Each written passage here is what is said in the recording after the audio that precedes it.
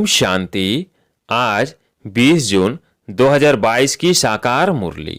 आज बाबा ने कहा, मीठे बच्चे, देह सहित इन आंखों से जो कुछ देखते हो उसे भूल एक बाप को याद करो, क्योंकि अब यह सब खत्म होने वाला है। प्रश्न, सतयुग में राज्य पद की लॉटरी विन करने का पुरुषार्थ क्या है? उत्तर, सतयुग में राज्य पद लेना है तो अपने ऊपर पूरी नजर रखो, अंदर कोई भूत ना रहे। अगर कोई भूत होगा तो लक्ष्मी को वर नहीं सकेंगे। राजा बनने के लिए प्रजा भी बनानी है। दूसरा, यही रोना प्रूफ बनना है। किसी देहधारी की याद में शौक आया, शरीर छूटा तो पद भ्रष्ट हो जाएगा। इसलिए बाप की याद में रहने का पुरुषार्थ करना है। गीत है, आज नहीं तो कल। ओम शांति।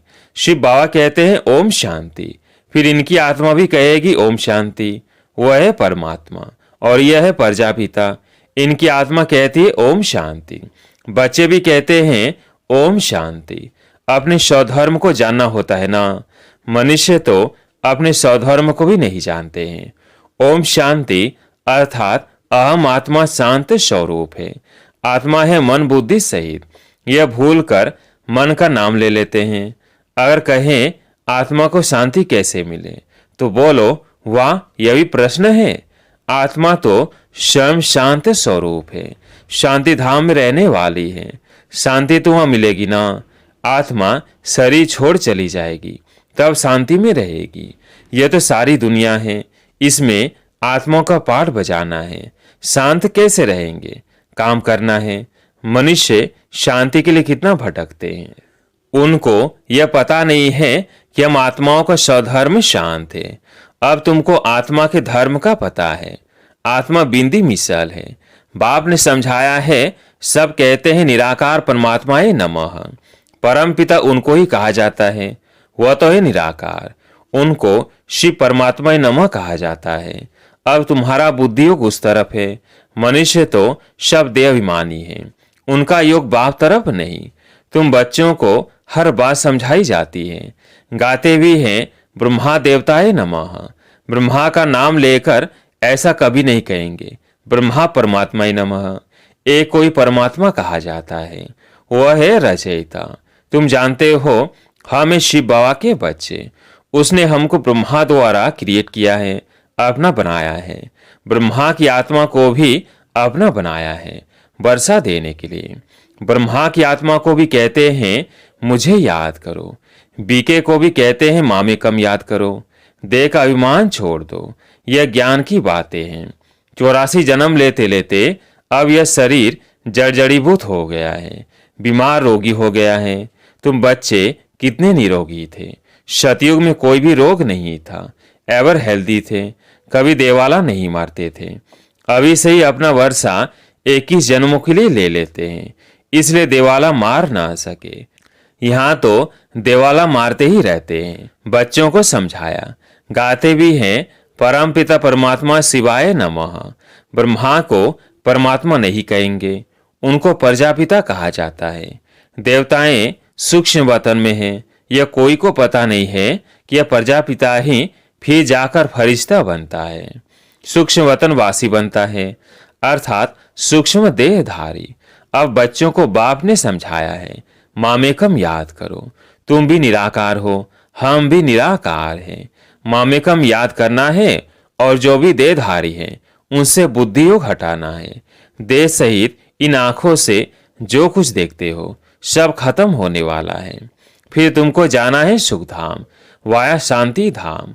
उस सुखधाम अथवा कृष्णपुरी की ही तुमको चाहना रहती है। तो बाप कहते हैं शांति धाम सुख धाम को याद करो। भल सतयुग में भी पवित्रता सुख शांति रहती है, परंतु उनको शांति धाम नहीं कहेंगे। कर्म तो सबको करना है, राजा ही करनी है। सतयुग में भी कर्म करते हैं, परंतु वह विकर्म नहीं बनता, क्योंकि वह माया ही नहीं। यह तो सहज समझने की बात है। ब्रह्मा का दिन है, दिन में धक्का नहीं खाया जाता, रात अंधेरे में धक्के खाए जाते हैं। तो आधा कल भक्ति ब्रह्मा की रात, आधा कल्प ब्रह्मा का दिन। बाबा ने बताया एक स्थान पर 6 मास दिन 6 मास रात होती है, परंतु वह बात कोई शास्त्रों में नहीं गाई जाती। यह ब्रह्मा का दिन ब्रह्मा की रात शास्त्रों में गाई हुई है। अब विष्णु की रात क्यों नहीं कहते? वह उनको यह ज्ञान ही नहीं। ब्राह्मणों को मालूम है ब्रह्मा और ब्रह्म कुमार कुमारियों के लिए यह बेहद का दिन और रात है। शिव बाबा का दिन और रात नहीं कहेंगे। बच्चे जानते हैं हमारा आधा कल्प दिन फिर आधा कल्प रात है। खेल भी ऐसा है। प्रवृत्ति मार्ग वालों को सन्यासी नहीं जानते, वह तो निवृत्ति मार्ग वाले हैं। वह स्वर्ग और नरक की बात नहीं जानते। वो तो कहते स्वर्ग कहाँ से आया, क्योंकि शास्त्रों में सतियों को भी नरक बना दिया है। अब बाप बहुत मीठी मीठी बातें सुनाते हैं। कहते बच्चे, मैं निराकार ज्ञान का सागर हूँ। मेरा पाठ ज्ञान देने का इस समय इमर्ज होता है। बाप अपना परिचय देते हैं। भक्ति मार्ग में मेरा ज्ञान इमर्ज नहीं होता है। उस समय सारा रस्म रिवाज भक्ति मार्ग का चलता है। ड्रामा अनुसार जो भक्त जिस भावना से पूजा करते हैं उनको साक्षात्कार कराने मैं निमित्त बना हुआ हूँ। उस समय मेरी आत्मा में ज्ञान का पाठ इमर्ज नहीं है, वह भी इमर्ज हुआ है। जैसे तुम्हारा 84 जन्मों का रील भरा हुआ है, मेरा भी जो पाठ ड्रामा में जब नूंधा हुआ है वो उसी समय बजता है। इसमें संशय की बात नहीं। अगर मेरे में ज्ञान इमर्ज होता तो भक्ति मार्ग में भी किसको सुनाता? लक्ष्मी नारायण को वहां यह ज्ञान है ही नहीं, ड्रामा में नूंद ही नहीं।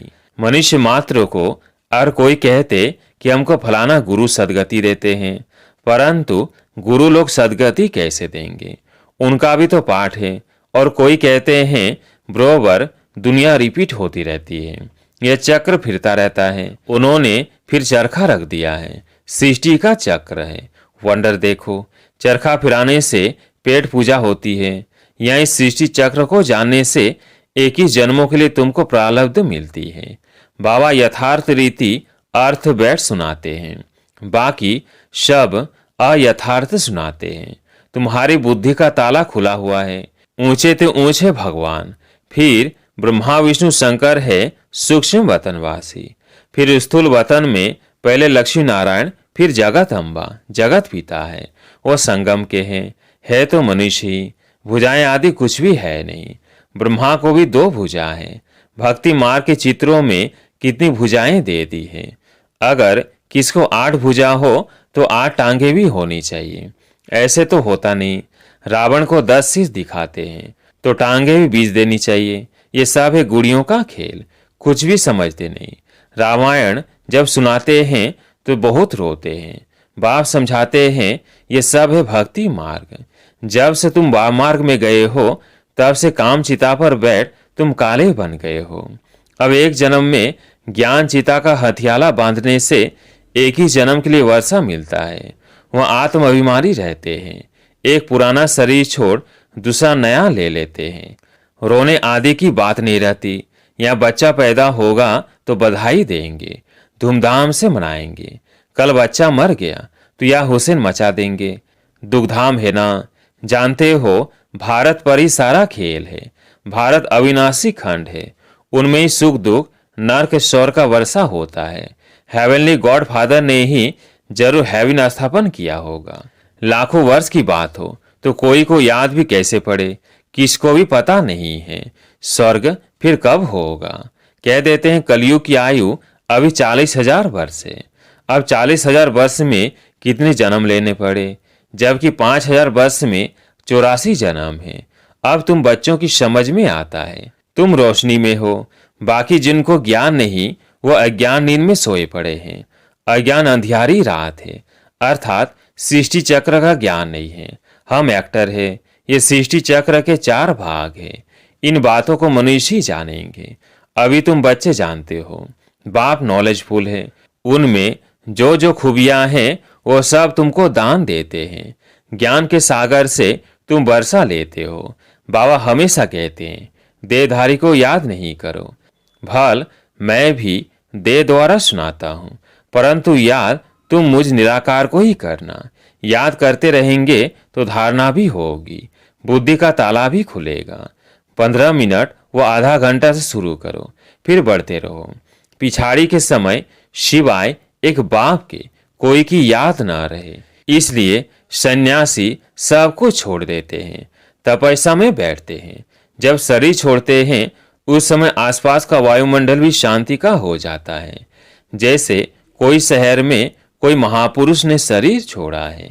तुमको तब ज्ञान है आत्मा अविनाशी है, वो लीन हो न सके। उनमें तो यह ज्ञान नहीं है।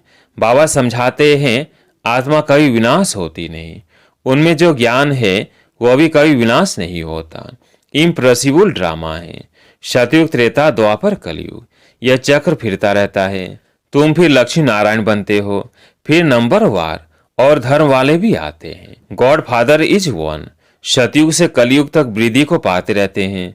दूसरे झाड़ बन न सके। चक्र भी एक ही है, याद भी एक को ही करते हैं। गुरु नानक को याद करते हैं, परंतु उनको फिर अपने समय पर आना पड़े। जन्म मरण में तो सबको आना है। लोग समझते हैं कृष्ण हाजिरा हजूर है, कोई किसको मानते कोई किसको। बाबा समझाते हैं बच्चे युक्ति से समझाओ, ईश्वर सबका एक निराकार है। गीता में है भगवानुवाच, तो गीता है सबकी माँ बाप, क्योंकि उनसे ही सबको सदगति मिलती है। बाप सबका दुख हरता सुख करता है। भारत सबका तीर्थ स्थान है। सदगति बाप द्वारा ही मिलती है, ये उनका बर्थ प्लेस है। सब उनको याद करते हैं। फादर ही आकर सबको रावण के राज्य से छुड़ाते हैं। अभी यह रौरव नर्क है। अब बाप कहते हैं हे देहधारी आत्माएं, अब वापिस चलना है, सिर्फ मुझे याद करो। कभी भी देहधारी में लटके तो रोना पड़ेगा। एक को याद करना है, वहां आना है। तुम्हारा रोना एक ही जन्मों के लिए बंद हो जाता है। कोई मरे और तुम रोने लग पड़ेंगे, फिर रोने प्रूफ तो बनेंगे नहीं। किसकी याद में शौक आ जाए और मर जाए तो दुर्गति हो जाए। तुमको याद तो शिव बाबा को करना है ना, हार्ट फेल भी हो जाते हैं। तुमको तो उठते बैठते एक बाप को याद करना है। यह भी बुद्धि में बिठाया जाता है, क्योंकि सारे दिन में याद नहीं करते हैं तो संगठन में बिठाया जाता है। सबका इकट्ठा फोर्स होता है। अगर और किसी की याद बुद्धि में रहेगी तो फिर जन्म लेना पड़ेगा। कुछ भी हो जाए स्थैर्य में रहना है, देह का भान ना रहे। जितना बाप को याद करते हो वो याद रिकॉर्ड में नोंद जाती है। तुमको खुशी भी बहुत होगी। हम जल्दी चले जाएंगे, जाकर तख्त पर बैठेंगे। बाप हमेशा कहते हैं बच्चे तुम्हें कभी रोना नहीं है, रोती तो विधवाएं हैं।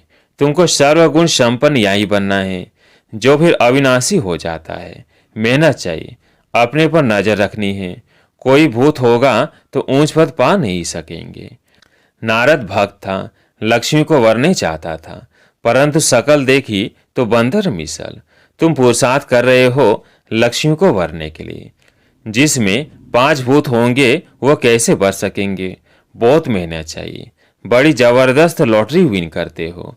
हम राजा जरूर बनेंगे तो प्रजा भी होगी, हजारों लाखों वृद्धि होती रहेगी। पहले पहले कोई भी आते हैं तो उनको बाप का परिचय दो। पतित पावन परमपिता परमात्मा से तुम्हारा क्या संबंध है? जरूर कहना पड़ेगा, वो पिता है। अच्छा लिखो, एक ही पतित पावन सर को पावन बनाने वाला है। लिखवा लेने से फिर कोई बहस नहीं करेंगे। बोलो तुम यहाँ सुनने आए हो व सुनाने। सर्व का सदगति दाता तो एक निराकार है ना, वो कब आकर साकार में नहीं आता है। अच्छा फिर प्रजापिता से क्या संबंध है? वह है साकारी, वह है निराकारी बाबा। हम एक बाप को याद करते हैं। हमारा एम ऑब्जेक्टिव यह है, इनसे हम राजा ही पाएंगे। अच्छा मीठे मीठे सिकिलधे बच्चों प्रति माता पिता बाप दादा का याद प्यार और गुड मॉर्निंग।